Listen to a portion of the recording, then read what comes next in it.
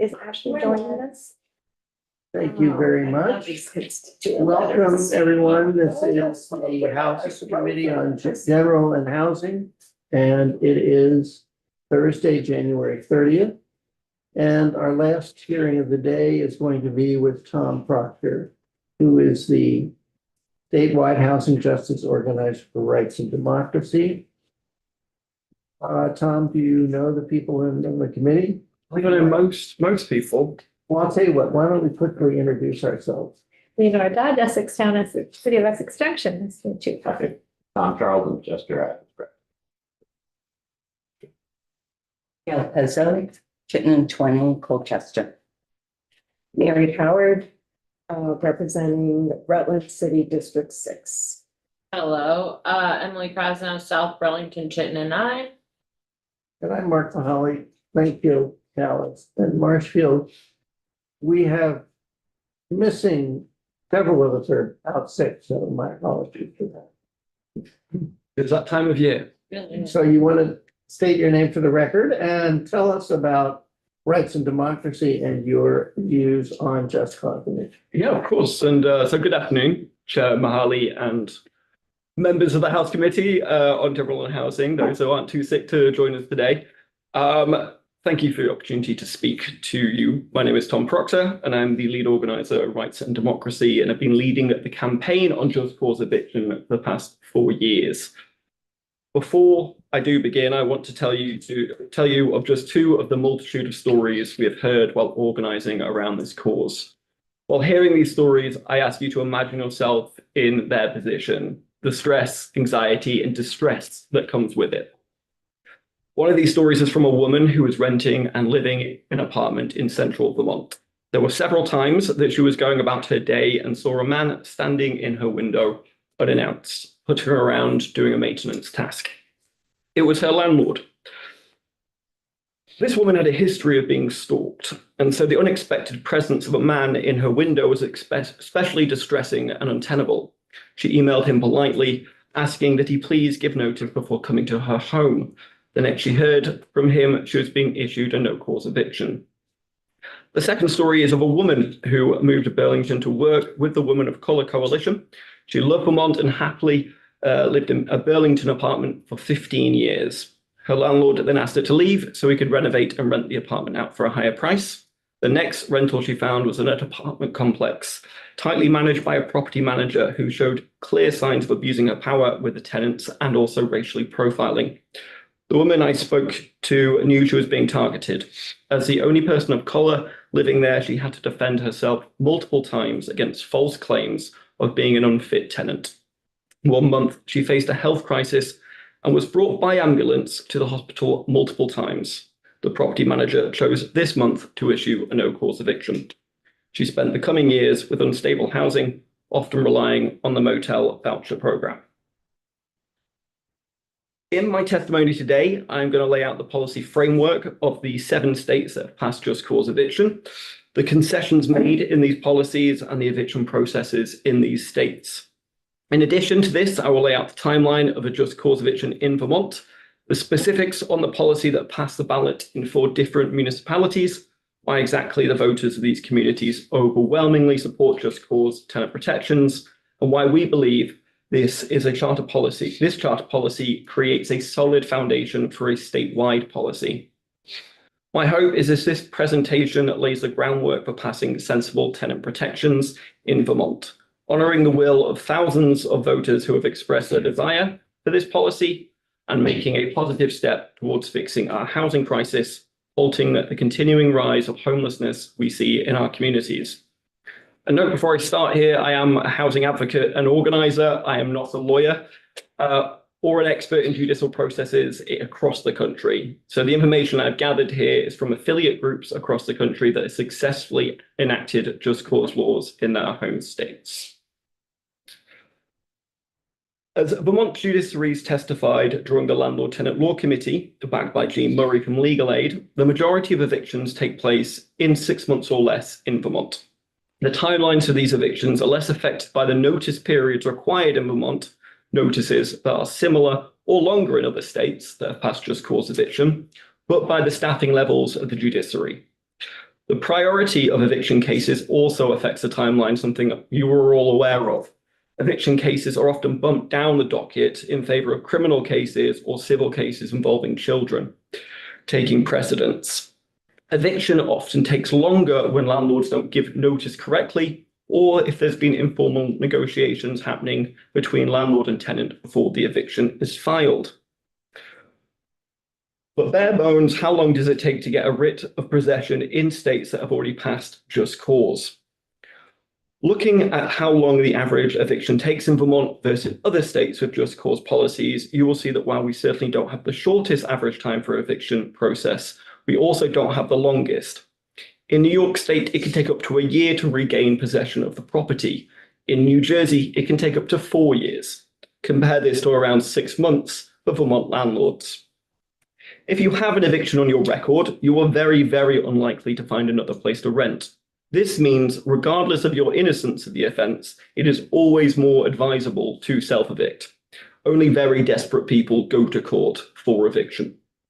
An eviction timeline is highly dependent on the reason for eviction, if there is a backlog of cases within the system itself, and whether a tenant is represented. It is also dependent on the availability of other housing a tenant can move to. I think this is really key in Vermont. Fewer homes in the area means longer evictions, so the tenant will likely stall as long as possible in order to remain housed. Again, people aren't going to court for eviction if they can find housing elsewhere.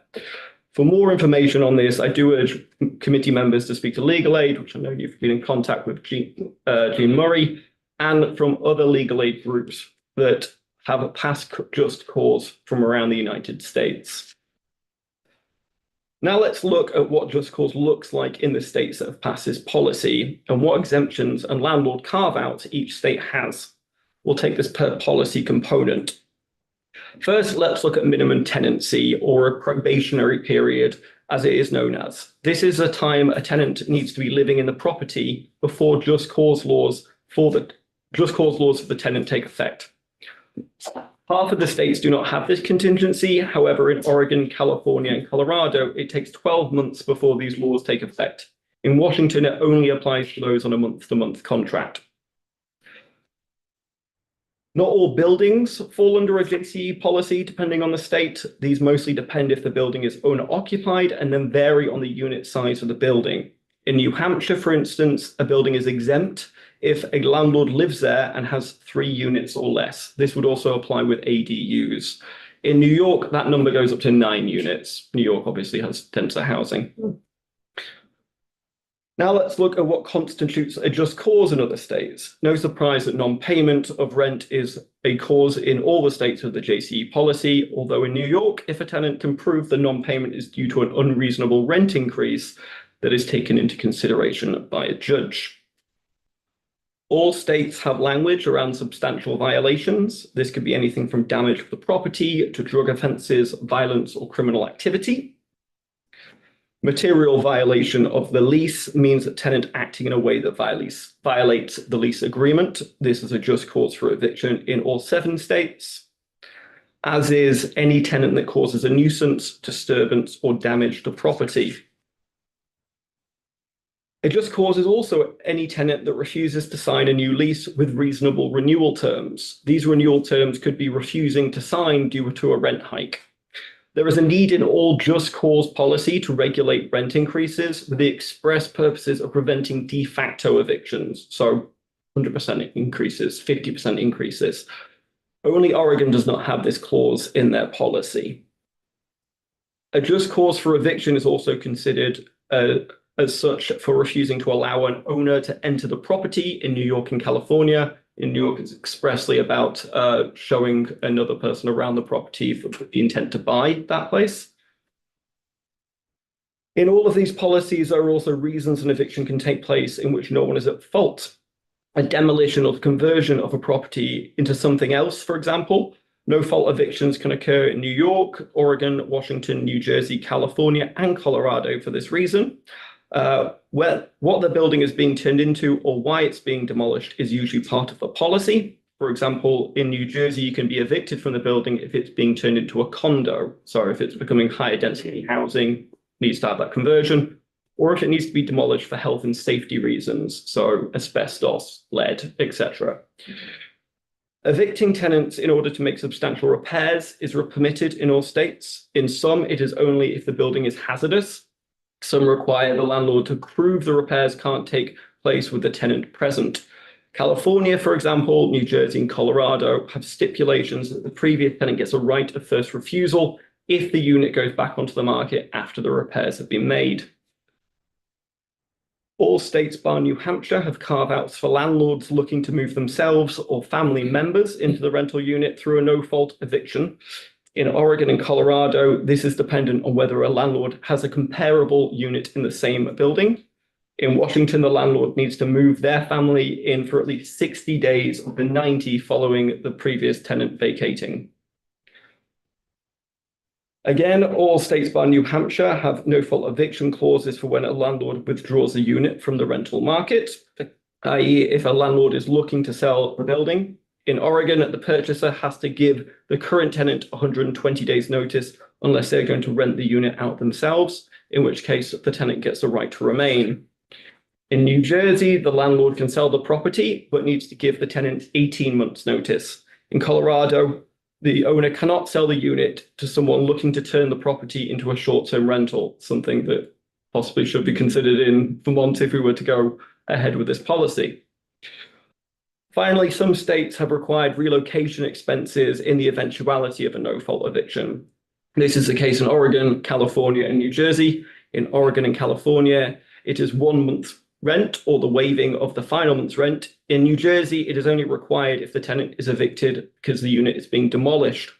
There is also a clause that states that if a previous tenant was evicted for illegal reasons, the landlord can be sued for up to 6 months' rent. Right there, question. Yeah. This may have been in there, but I'm not Going sure. maybe a bit too quickly, I'm sorry. In commercial leases, very often the parties negotiate what's called a non-disturbance agreement, Yeah. which means that if the landlord sells the building, which they very often want to, Yep. that the new buyer takes subject to the lease. And those are very heavily negotiated. Are there any states that have the equivalent of a non-disturbance agreement for tenants? That is not something I've seen other than, I believe it was, In other words, if the property is sold, that the tenant, the new seller takes subject to the lease. so that I believe is only the case, I think was in Oregon, where if it's being sold to specifically a landlord. So only if you are buying the unit and you are looking to remove it from the rental market, there's nowhere that has that stipulation. Whereas I believe it's in Oregon, if you are looking to buy the unit and you are planning on renting out again, especially if say a multi-unit building, then you are required to Honor the lease. honor the lease, yeah.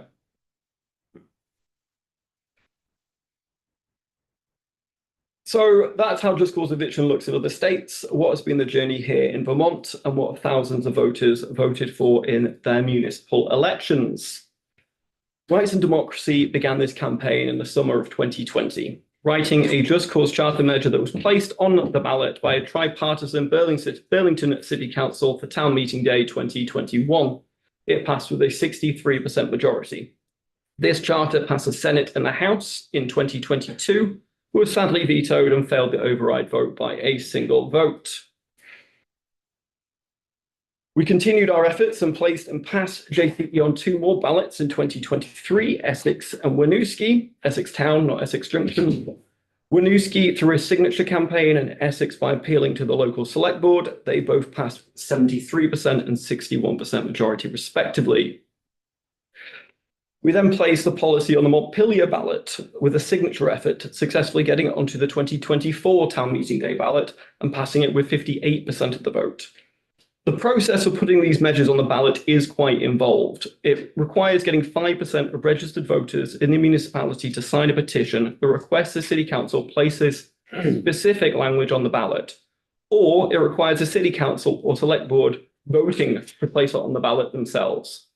Once on the ballot, the municipality has to hold public hearings to explain the policy to community members.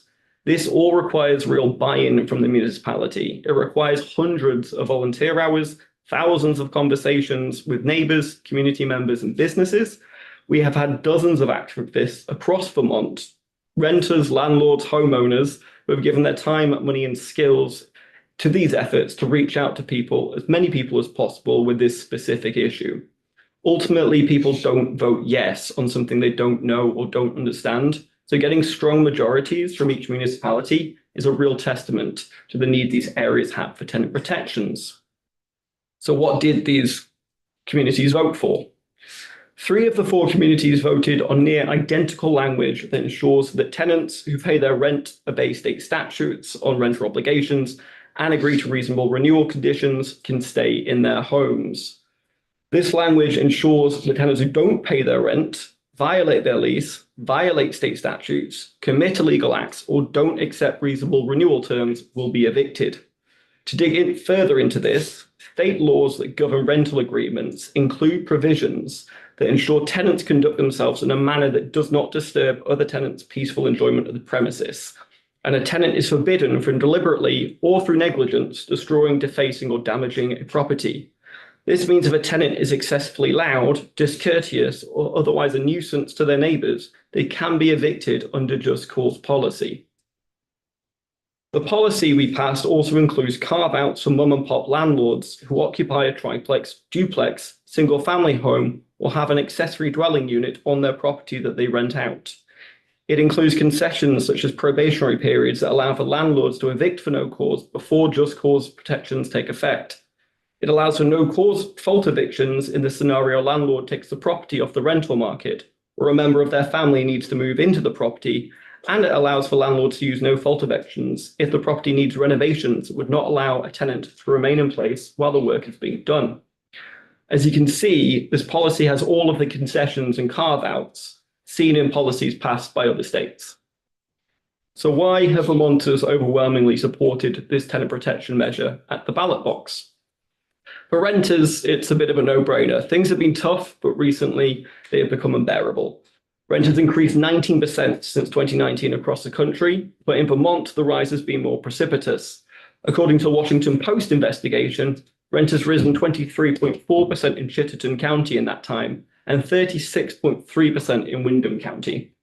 According to the Vermont Housing Needs Assessment, median rents among all types of rental homes in Vermont have risen steadily, reaching an average of $1,149 statewide.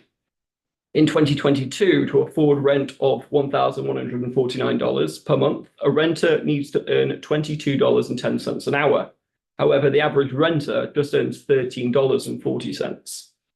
Rent going up is one element. However, there are other contributing factors creating an unstable housing environment for Vermonters.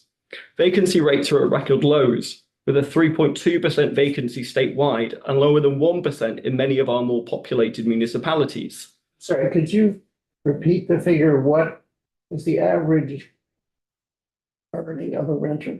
$13.40 an hour. Thank you. And they need $22 per hour and 10 cents for This is the average rent. Vermont. This is in Vermont, yes. 1 in 4 homes in Vermont is over 100 years old, creating habitability issues for renters, especially around weatherization issues. And only 13% of renters can afford to buy a home in Vermont, due in part to a 38% rise in house prices since 2019, according to the Department of Housing and Community Development. Tenants often don't tell their landlords issues in their home due to fear of being branded a problem tenant and being evicted. This did happen to me. Negligent landlords don't make necessary repairs, knowing due to a lack of housing, filling a unit is often a short project. These buildings then affect our communities and blight our towns. In short, rent prices are crippling Vermonters. There is not enough available or affordable housing, and if you're evicted from your home, it is incredibly difficult to find another place to stay. Impossible if you have an eviction on your record, which is why, according to Princeton University, for every recorded eviction, there is up to 5.5 self-evictions that are not recorded. And I believe that makes 9,000 evictions per year in Vermont, if that is accurate. We have 1,800 recorded evictions, and five times that obviously is 9,000. People who leave without going through the courts or fighting to stay because it'd be detrimental to do so end up self-evicting. All this to say, there are plenty of reasons renters voted for this measure and would assure housing stability for those who play by the rules. But why then have homeowners and indeed many small landlords supported the measure? In short, many of our community members recognise there's a severe housing crisis. According to HUD, Vermont has the 4th highest homelessness population in the country. The rise has been precipitous, going from a point-in-time count of 1,089 homeless people in 2020 to 3,458 in 2024, an increase of over 200% in 4 years. This has not gone unnoticed in our communities. This has led to an increase in spending on direct service needs on a municipal level, an increase of visible drug use on our streets, a higher level of property crime, and a general sense of decay and dilapidation in our cities and towns. No cause often puts people on the pipeline from housing secure to homelessness. People who have been evicted become housing insecure and eventually on the street despite having paid their rent and looking after their homes. Very occasionally, and tragically, people die unhoused. Like the person found behind a shopping centre in Berlin this winter, unhoused due directly because of a no-cause eviction. A member of VHFA has mentioned to me that Vermont has always had a large amount of shallow poverty, as in people who are getting by, but only just. The tightening of the housing market, availability dropping, rent going up, and other expenses like groceries and utilities rising, a lot of shallow poverty has become deep. And it is these people you're seeing on the streets in our cities and towns, those that used to just get by, who no longer can. Homeowners also recognise that renters tend to be lower income and younger. Demographics that often work in service industry or construction jobs, both of which we're desperate for in our workforce, but unable to find due to our housing crisis. This has left small businesses in our communities in a state of peril and has meant our construction industry often relies on staff from outside our state. Homeowners often also recognise that keeping young people in Vermont not only prevents brain drain, but also lowers our healthcare costs. Last year, we saw a double-digit increase in property tax, largely due to the rising cost of healthcare for government workers and teachers. An older population is a population that uses medical services more often, which in turn increases the cost of healthcare for everyone. In many ways, a lack of renter protections is hurting all of us financially.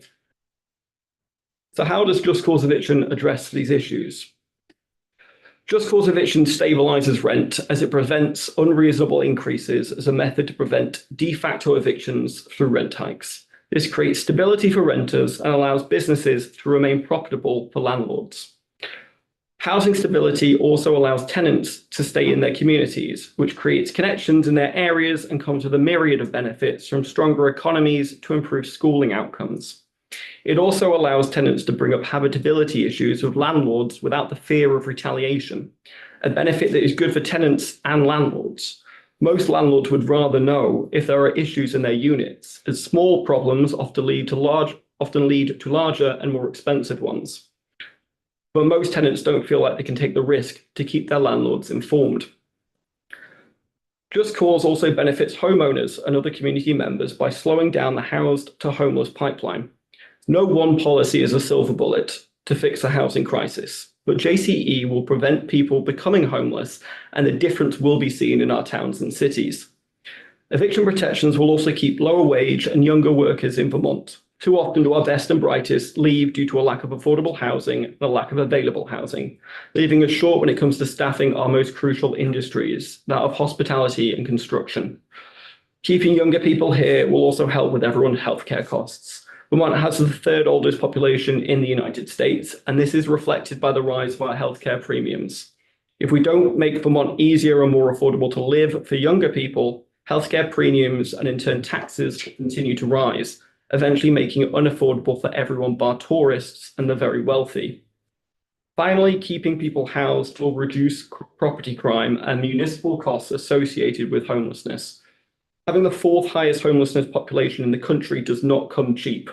We pay for it every day with police overtime, community service positions, substance abuse support, hospital care, and mental health care. I want to end this presentation countering a few arguments made by JCE opponents. First of all, there is no evidence that just cause eviction policy has increased rent prices. With 7 states now with JCE policy, many for several years, if there was any correlation between just cause and the increase of rent or housing costs, it would have been revealed. There is also no evidence that just cause eviction policy has increased costs for landlords. This is a claim we hear a lot, with the assertion that landlords will incur higher costs in legal fees, in cleaning fees, or in other fees connecting to the policy. Similar to the claim that JCE will increase rents, this assertion has not been proven. In fact, quite the contrary. CED in Colorado has evidence to suggest that JCE policies actually saves landlords money. For-cause eviction legislation reduces the frequency of vacancy periods where no rent is received, thereby reducing the periods where a landlord would receive no monthly payment. After a tenant moves out, landlords are responsible for the maintenance and cleaning costs associated with turning a unit. These are not factors when a tenant remains in the unit. There is no evidence that there is landlord disinvestment in their properties once just cause is enacted. Tenant protections help prevent landlord neglect, they don't cause it. There is no clear connection between cities with strong tenant protections and cities experiencing disinvestment and landlord abandonment. In fact, both property disinvestment and gentrification happen in cities with and without tenant protections. Urban planning scholar Peter Marcuse, for example, found that for every city with rent control that was having problems with disinvestment and abandonment, 7 others without rent control were experiencing the same issue. There is no evidence that just cause eviction reduces rental availability. In New Jersey, since their law went into effect in 1973, their availability rate rose steadily through the 80s and got to as high as 11.2% in 2012. This despite having some of the strongest tenant protections in the country. Washington State has had a steady 5% availability rate for a number of years, despite passing just cause 4 years ago. Oregon passed their just cause policy in 2019, when their availability rate was at 5.1%. It rose to 6% by 2023, according to the US Census Bureau. No location in which just cause has been enacted has affected the rental availability in a negative way. Cities that have implemented just cause eviction laws have eviction rates that are 0.8 percentage points lower and eviction filing rates that are 0.78 percentage points lower than those that have similar laws. According to an analysis conducted by Princeton, one study found good cause ordinances in 4 California cities lowered eviction rates between 2000 and 2016. Something to consider when it comes to the overburden on our judicial system. Finally, and relevant to Vermont, considering the rise of corporate landlord ownership in our state, for-cause legislation can actually support homeowners, small homeowners, and mom-and-pop landlords who struggle in a rapidly corporate-dominated market against corporate landlords who scoop up properties en masse, push out renters, and make it hard for homeowners who want to do right by their tenants to keep up. I want to end with an acknowledgement of how hard your task is. We all know too well that Vermont is in a housing crisis and there is no one solution that's going to fix the problem. It will take lots of little solutions, like just cause eviction, to get back to where we need to be. But I also want to remind everyone that it isn't just facts and figures and statistics. We are dealing with people's lives. Safe, reliable, secure shelter is the most basic need for people to survive and thrive. And without it, we see people become desperate and create a danger of violence, abuse, and death. A community with secure housing is a healthy and happy community. The benefits felt by homeowners, landlords, and renters, along with schools, businesses, and local governments. Just cause will get us closer to this future. Thank you for your interest in examining this policy. And if there is any more time, I'd be happy to answer any questions. Thank you. Going back to the beginning of your testimony where you spoke about this woman who the landlord showed up at her house. I'm embarrassed to say I don't know what the law is in Vermont, but my daughter lives in Massachusetts. And in the apartment building she lived in, it was sold to a new company, and it is a law in Massachusetts that if the landlord needs to get into the apartment or repair people need to get into the apartment, they have to give the tenant 2 days' notice. Mhm. It happened one day, my daughter sometimes works from home, and 2 people were coming through her door. She was upset about that, and she found out in talking to other neighbors that that had happened to them. So she had had it along with other things, and she was planning to move from there. Mhm. She brought the whole situation, spoke to everyone. She has experience as a paralegal, so she knew her rights. And she also left before her lease was up, Mhm. and she was able to get her security deposit back That's great. because we don't have the same thing in Vermont, that you have to have notice. We do indeed. And I think that's kind of wherein the issue with no Okay. cause is. So we do have plenty of laws in the books, not just about giving adequate notice about turning up, but also things like charging administrative fees when you're paying your rent, which has been happening across Vermont. There's lots of laws on the books. But when you have, as a landlord, kind of this ace in the hole of being able to no cause evict without giving a reason or having a reason, it means landlords can be retaliatory. Now, most landlords play by the rules. They're good people. They've got an investment property. They want to help out. It's not everyone. And so in this situation, this was actually a woman that gave testimony while we were talking about passing just cause eviction in Montpelier. She rightfully sent an email, very polite, please don't do this again, this is what the law is, and the next week, I think it was, there was a no cause notice that was sent through her door. And there's just there's no way to prove that it was because she sent that email, there is no proof at all, but because we have no cause, it's kind of a get out, it's an ace in the hole, basically. Tom?